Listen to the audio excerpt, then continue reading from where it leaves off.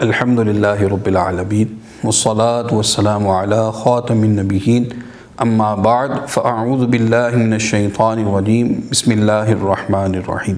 اللہ رب العزت کا اتنا کرم ہے کہ ہم مسلمان ہیں اور دین اسلام اتنا بابرکت دین ہے اور اتنا مکمل دین ہے کہ اس میں کسی چیز کی کوئی کمی نہیں ہے۔ تو آئیے میں آپ کو بتاتا ہوں کہ دین اسلام کے اندر امام کس کو کہا گیا ہے، کہ کس کو چنا جائے۔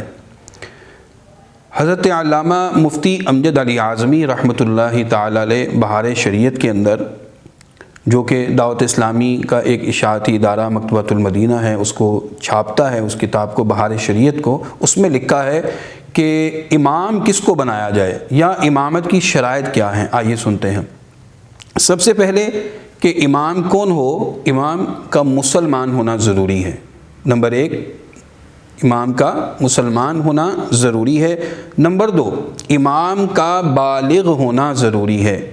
نمبر تین، امام کا عاقل ہونا ضروری ہے، کہ عقل مند ہو، ایسا نہ ہو کہ اس کی کچھ عادات ایسی ہو کہ اس کی عقل ہی زائل ہو چکی ہو، اس کی حرکات و سکنات ایسی ہوں کہ اس کی عقل جو ہے وہ باقی نہیں ہے۔ تو تیسری ہمیں کیا بتائی ہے کہ عاقل ہو۔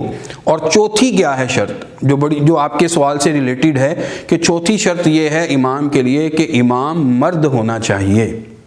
اور پانچویں شرط ہے کہ اس کی قرات جو ہے، جو اس نے پڑھنی ہے نماز کے اندر جب جماعت کروانی ہے، تو اس کی قرات جو ہے وہ بالکل صحیح ہونی چاہیے۔ یہ پانچویں شرط۔ اور چھٹی شرط جو بیان کی گئی ہے وہ یہ ہے کہ وہ شرعی طور پر کوئی معذوری اس کے اندر نہیں ہونی چاہیے۔ یہ 6 شرائط ہیں، وہ جس کے اندر بھی پائی جائیں تو وہ امامت کروا سکتا ہے۔